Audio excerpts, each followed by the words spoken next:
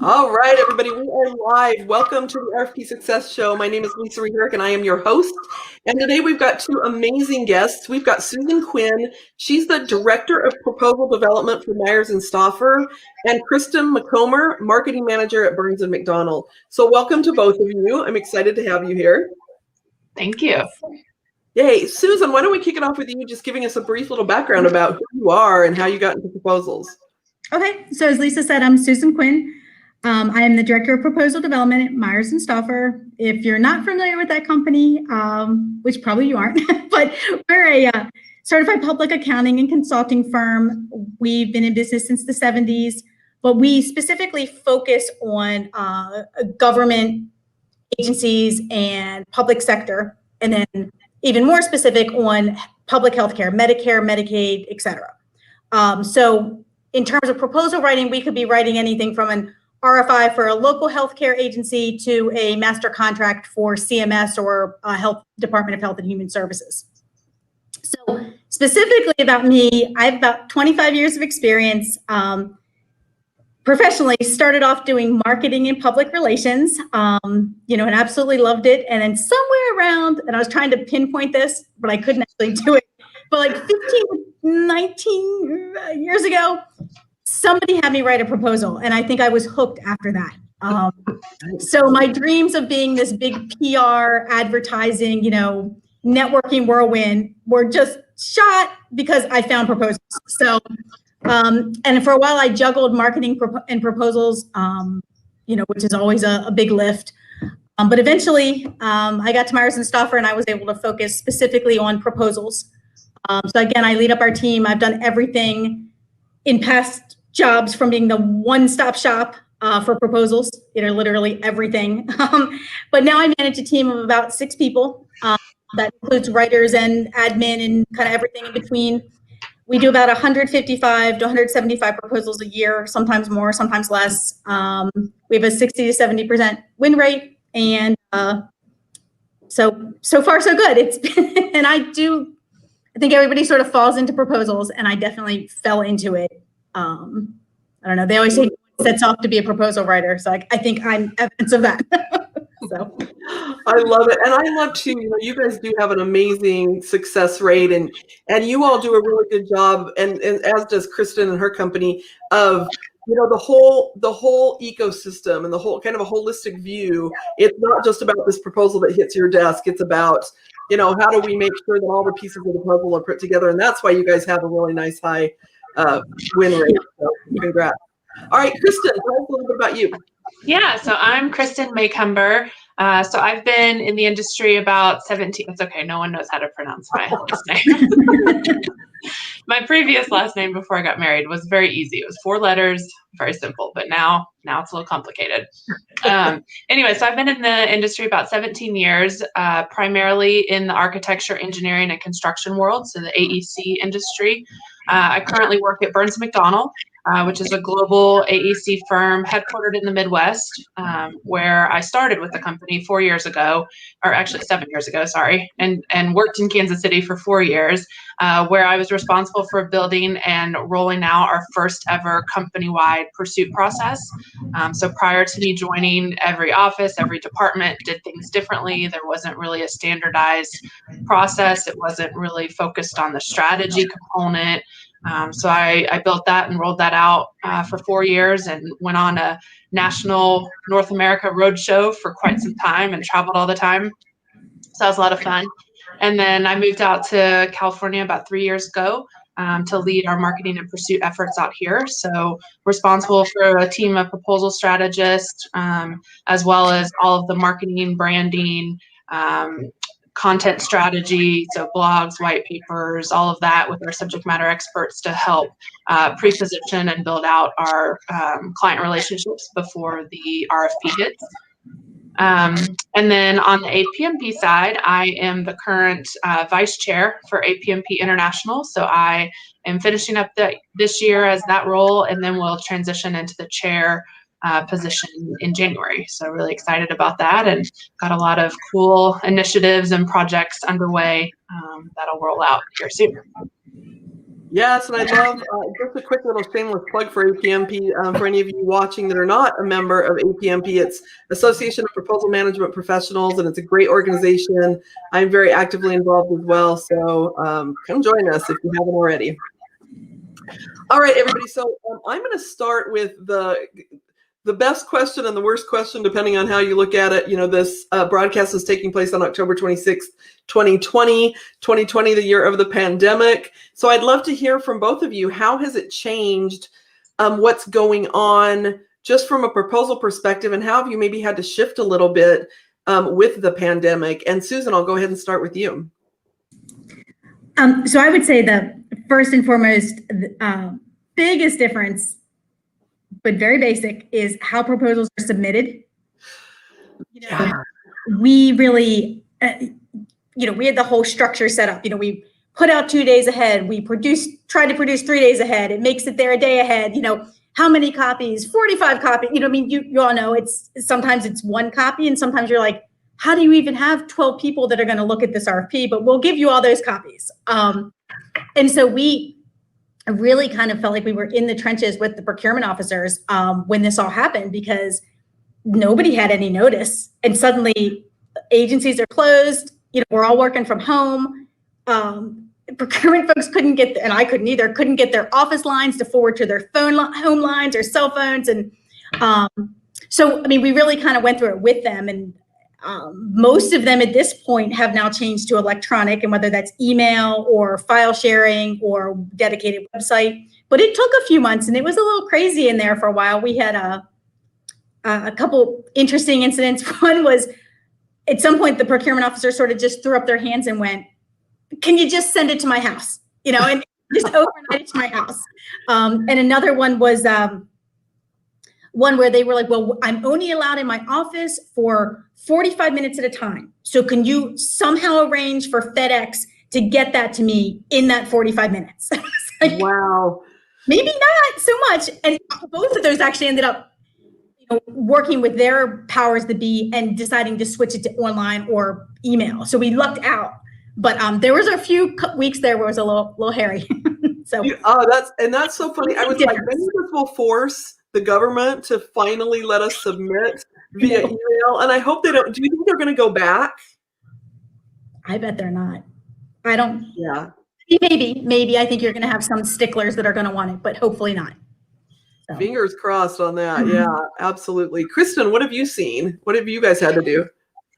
Yeah, so it's been pretty crazy. I mean, right when we all started working from home in March, I think our clients were sitting at home and they're like, well, we don't have anything else to do, so let's just issue all the RFPs in all the world. So it was pretty sticky from March through June, I would say. It was like nonstop. I mean, my team was working 70, 80 hours a week just to keep up, and all of the RFPs that we knew were coming at some point during this year all came at the same time. So there's been that. That slowed down a little bit now and kind of gotten back to normal, which is good. But it was pretty crazy there for a minute. And then I think the other thing that we've had to do is really just adapt where we're focused, because some of our markets have completely, stalled.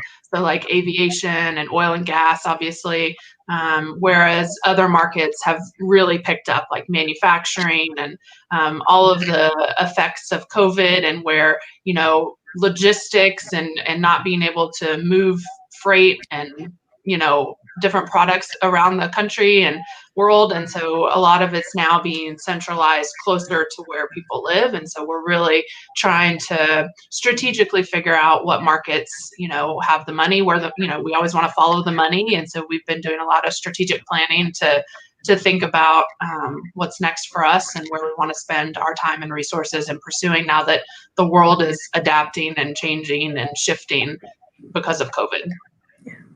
Yeah, absolutely. I feel like it's not, I think that in March we were all like, 90 days or 60 days and it's all going to be back to normal. But I don't think we're going to see that normalcy. And, we saw from our clients, we saw a lot of people, because we work with a lot of state government. So we saw a lot of states say, we're just going to extend contracts out. And so a lot of the ones that we thought were going to be hitting or, sometime in 2021, we feel like there's going to be this blast. Susan, are you finding that as well?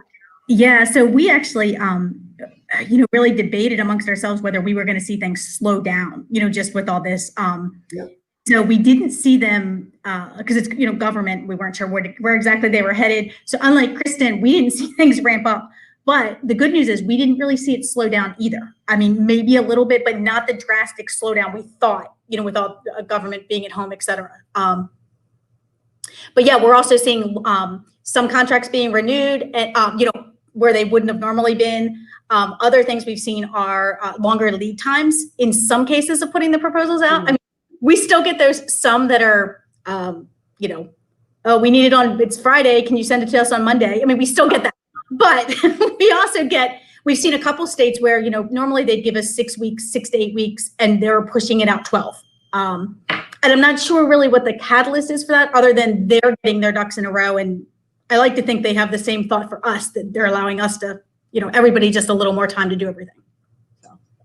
Yeah, the other thing that I forgot to mention is interviews now. So they're all virtual. Mm-hmm. We did have one back in probably May where we had to, did we lose Lisa? I don't know. Maybe Lisa? I think we lost Lisa. I'll just keep talking. I thought she shifted to you. I was like, oh.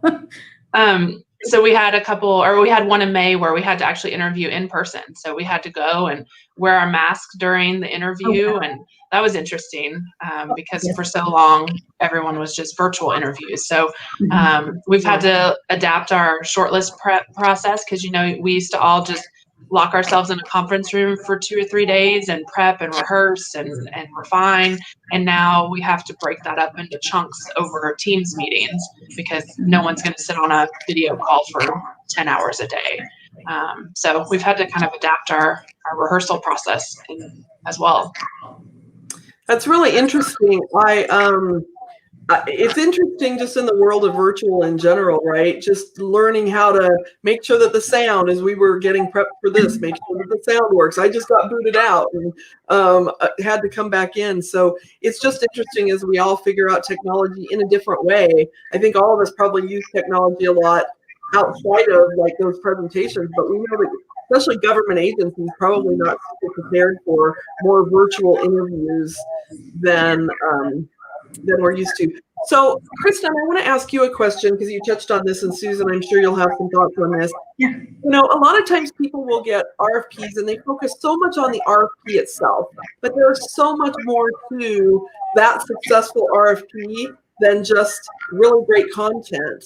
So what do you think, what do you attribute, Krystn, to your success in making sure that your strategy is set right so that RFP is number one that you should be going after, and number two, something that can set you up to win? Yeah, I think a lot of it comes down to the business plan or strategic plan, whatever you call it at your firm. We go through that process every fall, so we're going through it now, where we build out our plan for the next year. And part of that plan is to identify our key clients and what those key clients are going to be procuring in that year. And that kicks off a series of capture strategies that helps us pre-position for that RFP. And we try really hard not to pursue cold RFPs that we didn't know about. I mean, obviously there's pop-ups every now and then that, we do go after. But the more you can really have that plan and be strategic and lay out those capture strategies, and so much of the capture strategy is identifying. Did I get muted? There you go. Oh, Lisa, you're on mute now. That was me trying to unmute me, and I muted her. Gotta love the live broadcast. COVID. Sorry, Krystn, go ahead. COVID. Hashtag 2020. Anyway, so much of that capture strategy is identifying who those decision makers are on the client side and building those relationships. And that takes time. And if we haven't started that long before the RFP, then we're not going to have that opportunity. So we have, usually monthly, sometimes biweekly, depending on how hot that opportunity is and when it's coming, capture strategy meetings with the whole team where we're talking about our game plan. And a lot of what we're doing on the marketing side is, like I mentioned earlier, like developing that content strategy and putting out blogs and white papers and targeting that to those decision makers so that, if they don't know who Burns McDonnell is, by the time, hopefully, that RFP comes, they've already seen our name, they've seen our content out there, they've seen our subject matter experts out there in the industry on LinkedIn, and they're, that turns that cold opportunity into a warm opportunity. So that takes time, and that really helps get that proposal in the right stage and the right, the best place it can be by the time that RFP hits. Yeah, and what's so great about that is that you have to know who your targets are to do any of what you just talked about, Yes. versus just waiting for somebody to come knocking on your door, which I think a lot of people, for some reason, feel like that's the strategy, is like, let's just wait and see what hits. It's a little bit too late by then. Susan, how do you all do something similar, I'm pretty sure, from a strategic perspective? Right. So we do. It's probably not as structured since we do work with the public sector, because, a lot of the, like Krystn, like you were saying, the individual, meetings and promoting ourselves and things like that, we have to be careful of because of the, perceived conflict, potential conflicts or favoritism from the government, that kind of thing. But we are still on our marketing side doing those white papers, and, a new rule comes out that CMS issues, and we've got something right behind it being sent out to our clients and to our prospects. I mean, the other thing is, because we are so focused, a lot of times we do know what's coming down the pipeline, but some of that is at the mercy of the government procurement folks. So even though our agencies want to put something out, sometimes it gets bottlenecked a little bit in the procurement process. But also, we don't have the luxury of sitting down a lot with our clients and saying, hey, what's coming up next? Just because it's not allowed, in the government playing field. So, but we do, similar to what Krystn said, we have a watch list that, anytime anybody does hear through the grapevine of anything, it goes on the watch list. And so we're monitoring that every day as to where, what we're looking for, what opportunities we think are coming. If we know something's coming out in Ohio, we're making sure we're looking at Ohio a little closely, because at least, as you probably know, RFPs don't always come out with the name you expect them to have, right, in the government playing field. So, sometimes they're a little misleading. Yeah, definitely. We're doing that same type of prep, and I agree. One of the notes I wrote down when I was thinking about what I was going to talk about today is, the idea of using a proposal to get your foot in the door is never advisable. I will love to do it, and it's our jobs as proposal professionals to just tell them that is not the marketing strategy you want. All of that, getting the foot in the door, should have been done ahead of time. And whether that is specifically with your client, if you're in the private sector, or in the public sector with getting your name out there so that your potential clients can at least see that you're the expert. But we do run into that even still sometimes, we don't really do this work too much. But if we submit a proposal, maybe they'll like us. It's tough. Yeah, that's what Oh, go ahead, Krystn. That's what I like to tell people. That's the lazy way of doing it. Yep. It is. It is totally the lazy way. And, I've seen sometimes when you want to be strategic, it's a target that somebody that you've been targeting, and you want to get your name out there, and you just want to be able to compete and see how that's going to come out. There's a strategic time and place for it, but it shouldn't be happening very often, for sure. We see it a lot. What's interesting about both of you and your companies is that you're very intertwined. Proposals and the marketing team are very intertwined. Krystn, you oversee all of that. Susan, I know that you work really closely with Amy, who oversees marketing. What would you say to companies that are listening that have all of that very separated, how they can better work together? Loaded question. Yeah. First, integrate them. I don't know, big personalities trying to integrate that. But if you can do it, try to do it. Or if you can't integrate them, at least communicate with each other. That's probably. Yeah, I'd say we used to be pretty siloed, and we've come a long way as an organization over the last couple years. But I'd say a lot of it is just down to communication and better. It's not even just marketing and the pursuits, it's marketing and the pursuits plus the business development or sales folks. Like those three things really have to be integrated, or else it's not going to work. And then they're each working on their own separate initiatives and campaigns that don't interconnect and don't help us win work. So the more we can have that plan and that it's all, we all play a part in that plan, the more your win rates are going to go up. You're going to be more strategic. Your documents and proposals are going to be sort of the check the box, close the loop, and win the project versus that cold RFP, like I said, that the client's never heard of you and doesn't know your people. And so those three components really have to be together. Yeah, I agree wholeheartedly. We'll get clients every now and then. We've got a couple of big clients that don't do well with integrating, and they struggle. And the proposal team is very much just a logistical here, get this out the door, and it makes for a much harder, to your point, Kristen, it just makes for a much harder sell, and everybody's frustrated. So I love that. Okay, so with that, I'm going to take a quick break. Quick commercial, and we will be with you in a couple of minutes. All right, everybody, we're back. For those of you watching live, that commercial break is specific for our lovely podcast listeners after this is recorded.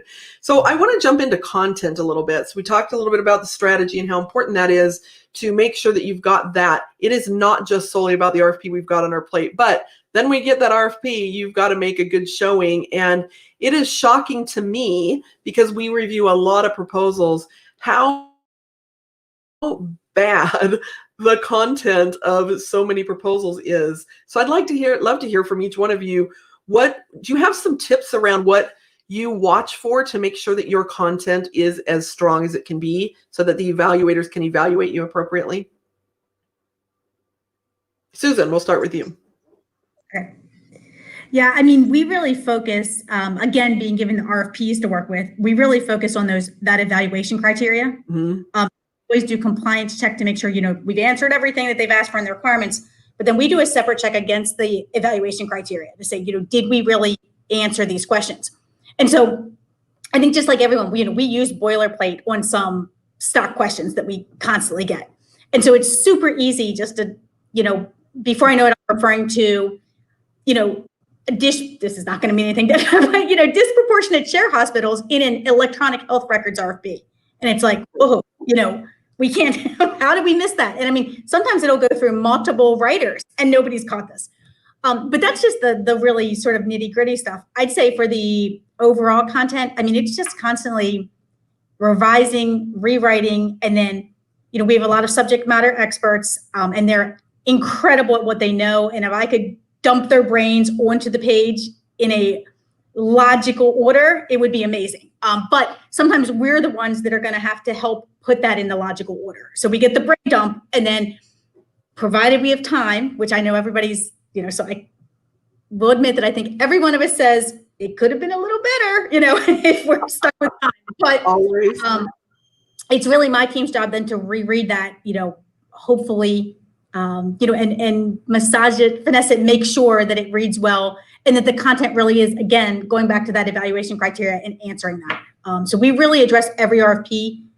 There's some cookie cutter spots, but we try to really customize each one. Wonderful. Yeah, I'd say similar for us, always matching the evaluation criteria and making sure we're compliant. For me, I always try to cut out the fluff. I mean, sometimes we just write fluff that doesn't really say anything or mean anything. So I have a heavy red pen that cuts all of that and just gets to the point, because our clients are busy. They don't care. They don't want to read through the fluff. They don't want to have to dig around to find what it is that we're saying. So I think that's first and foremost. And then I think just, like I said, the capture strategy is so important, and really digging in to try to understand what the client wants and needs and why that project is even going to happen, and what the drivers are, and what success looks like for that client. So we really make sure that we weave that stuff in, and hopefully that stuff that in our relationship building efforts we identify, and that it's not in the RFP. So that gives us a leg up, right? Because we're able to clearly demonstrate that we understand that client's vision and the objectives of that project or contract. So that's why that takes time, again, with that capture strategy and figuring all of that out. And each decision maker has different drivers. So on average, I think there's 5.5 decision makers in a buying decision, on a B2B buying decision. So figuring out who those people are, and then understanding what drives each of those 5 people, and then trying to weave all of that into a cohesive story in your proposal. I mean, that's not easy, and it takes time. Yeah, it really does. It's amazing to me, what you were talking about with knowing, all of that upfront research, how important that is it cannot be underestimated. It is so important, because here's the deal. Everybody's going to go in and answer the questions, and everybody that's bidding on that proposal is qualified, right? So what is going to make you stand out from everybody else? And, I'm a huge believer that, or I always say this, right, that there's human beings on the other end of that proposal, reading it and evaluating it. And I'm a huge believer that they want to feel something out of it. I know that there's people out there that are all headspace and think, but at the end of the day, we buy kind of based on a feeling, in addition to making sure you've got all those qualifications. So writing to some of that, you can't do it if you don't know it. If you haven't done that upfront research and all of the stuff that Krystn, that you do, and Susan, you as well. And it is a pain. And I know people are listening going, I don't want to do that. But yeah, you know what? If you want to have a high win percentage and you want to be like these two, then those are the kinds of things you have to do. Have you all ever had and I didn't ask you this question ahead of time, so I'm just throwing it out there, but have you ever had kind of a big learning, I shouldn't say if you have, do you have an example that you're willing to share of when you had a really hard lesson based on the evaluations that came back? And Susan, that might be easier for you because government, a lot of times we can get the scoring sheets, and Krystn, you might not get those, but in a live debrief or something like that, either one of you have a story you can share with us about lessons learned? I have one that comes to mind. It's been a while, and it was actually for the federal government. Okay. It was at a previous company. So we submitted a proposal to a client that we had contracts with and had worked for many years, and we lost. So we did the debrief, and one of their comments was our project sheets, our project descriptions had too much white space. And so they thought that meant that we didn't have enough to talk about. And when we looked at it, we applied visual graphic standards that you shouldn't cram a page full of text. You should have white space. That's what we've all been taught. But for that particular client, it was a district of the Army Corps of Engineers. They did not see the value in having any white space. They actually expected you to cram every single word you could on a page.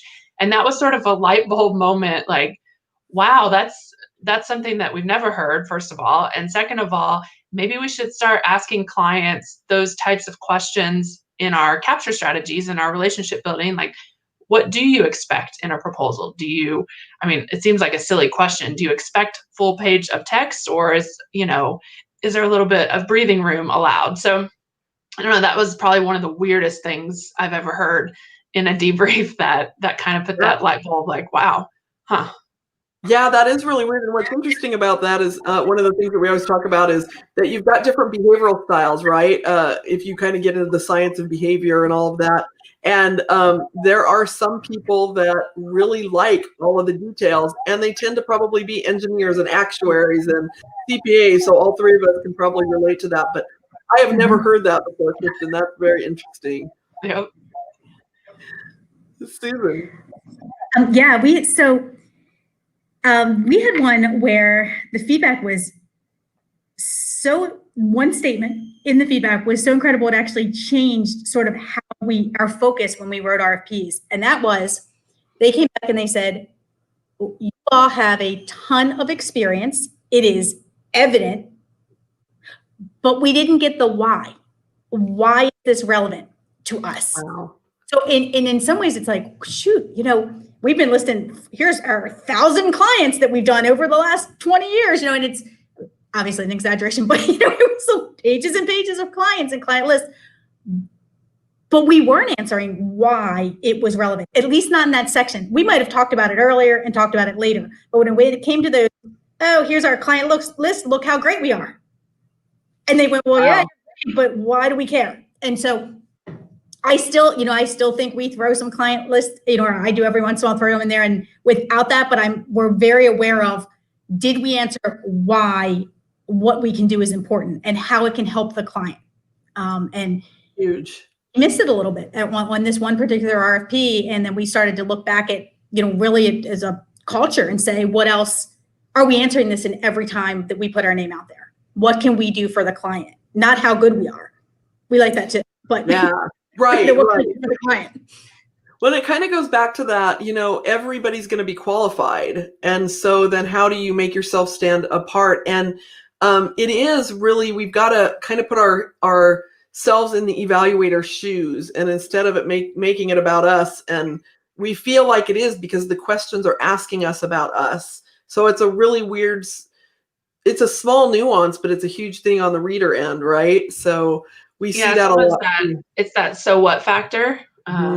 So I used to have a red stamp that you could stamp so what on a document. And I used to go to town back in my early days when I wanted to scare all the engineers that I worked with. You just take that stamp and go to town. But now I don't use the stamp, but I still have, it's the same thing, like have that discussion, like, okay, we've written this whole page about whatever. What are we actually saying to that client, and why should they care? Yeah, it's a powerful question, and it's a great question for those subject matter experts because they don't think that way. They're thinking in their technical mind and very tunnel vision. So that's a great question for them. I love the stamp idea. I want to get one of those. Me too. We don't do anything on paper anymore. I wonder if we could come up with like an electronic stamp for that. Oh, I'm sure I we bet. could. I love it. So, kind of going forward and maybe even thinking about post-COVID a little bit, what innovations do you all see as maybe starting to come up, or what would you love to see going forward in our industry, the proposal industry? I was just on a live LinkedIn yesterday, and I was talking about the technology component. I saw someone that I'm working with in APMP on a committee demoed a virtual reality world and software where it's all built on like gaming software where you have like an avatar. And this particular one was like a virtual conference where you, just like in person, you show up in an auditorium and you sit down, but it was all virtual, and your avatar walked through the conference, and you could go into little breakout rooms and talk to different people. And I think, I don't know, I think that's pretty cool. I think some of our clients are going to take a long time to get there. But I think what 2020 has shown us, and what COVID has sort of proven, is that technology out there works, and we can work remote. We can, connect with each other still virtually. So I hope that, we go in more of that virtual reality world, maybe for some of our interviews or, conferences. I think, I don't know. I think it's exciting to see kind of where that may take us. I'd love to see that too. That's pretty fun. Yeah. Susan, what about you? So I'll flip-flop that and do the opposite and say that I think COVID has really, that idea where we hear it all the time, we're all in this together, and that I think it's really brought a human element to the RFP process. Yeah.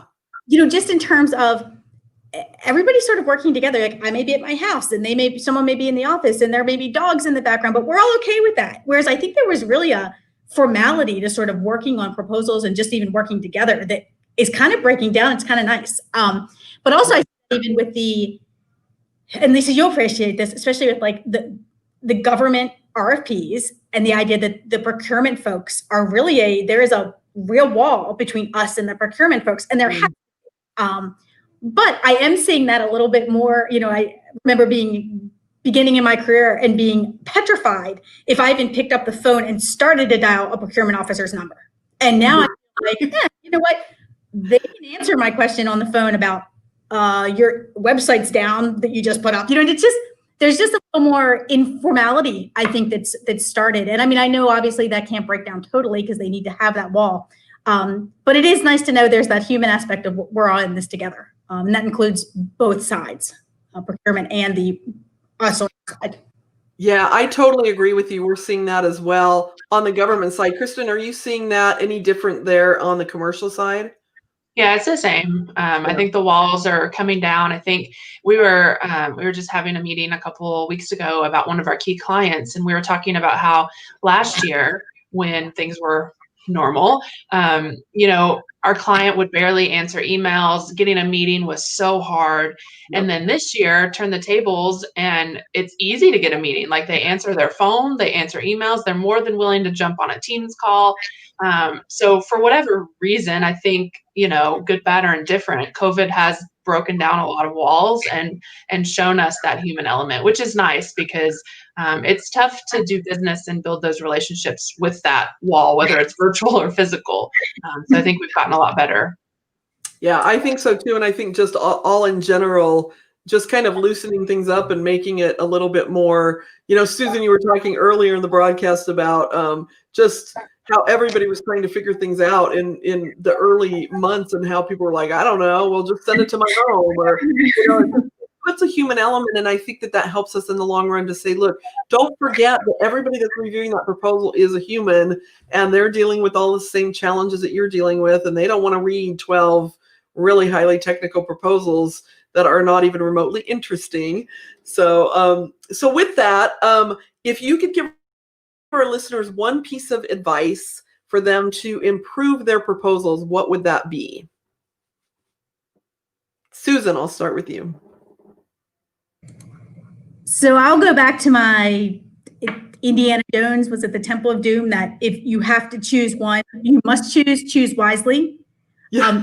It's a philosophy that we really try to use when not only, like I said, deciding what opportunities to bid on. In Krystn's case, I could say deciding on which clients, you've got a certain amount of time, which client is the best client to, go after. And so that's and I think that in many cases in my job, a lot of it is developing relationships with the leaders of your company and with the subject matter experts to kind of get on the same team and make sure that the proposal side of things is right there at the beginning of the process. So we have a say in which one we are choosing. So that would be, choose wisely. That's wisely, yes. And not just pulling a name out of a hat. Like there's got to be some strategy behind that. Right. Well, and I'd say too, choose wisely about sounds kind of silly, but even if you're talking about content, I might have 6 different random boilerplates to pull from. And I try to, like Krystn was saying, what client is this and what boilerplate fits best? So thinking really beyond what's in front of you. Yeah, absolutely. Thank you. And Krystn. Yeah, I'd say kind of along the same lines as what Susan's saying, like ask for a seat at the table. If you're a proposal professional and you feel like, I hear so much about, and I definitely experienced this early in my career, where a RFP hits your desk and you're responsible for that proposal. You have no idea what happened before and what happens after. And I think that's kind of the old way of doing things. And that's a very siloed approach. And so if you're at a company or a one-man band, one-woman band that, you don't have that seat at the table, ask for it. There's nothing that can happen if you ask. Worst case scenario, you get told no, and then you have to build up your business case of why. But if you don't ask, you'll never know. So I think that we as proposal professionals have so much more value to give than just that one little tiny piece of the process. So I think if you don't have that opportunity, if you're not in those meetings, if you're not part of the discussion, whether it's the go, no-go discussion or even the capture strategies, marketing strategies, et cetera, ask for that and demand it almost if you have that opportunity. Oh my gosh, I love that one so much. I just did a speaking engagement on that exact topic, is how do you get a seat at the table when people don't value the proposal team at a certain level, but you got to work it, and it can take a long time, but it is so worth it, because I know both of you have a very strong seat at the table. And again, you have very strong win rates, and you guys have both companies, which is why I asked you to be honest, because I knew both of you had really great strategy, that holistic strategy, and not just about that RFP that comes floating across our desk. It's about everything around that. Absolutely. Yep. All right, ladies. Well, we are rounding out this broadcast. I so appreciate you being here. If people want to get in touch with you or connect with you, how is the best way to do that, Susan? Probably via email. So it's squinn@mslc.com. And Lisa, I think you have that right to post. Yep. It'll be in the show notes. So, Perfect. Yep. Wonderful. Thank you. And Kristen, how about you? Yeah, I'd say email is fine, or LinkedIn is probably easier if you just look me up by my name, Krystn Macomber. I am there. Feel free to connect. Wonderful. Well, thank you both. Any last words of wisdom? Anything else you want to say before we conclude? Oh, thank you for having us. Awesome. Yeah, this was a lot of fun. Thank you. All right. Thank you so much. I'm going to hit the end broadcast button and see what happens. Thanks, everybody, for being here. Thank you.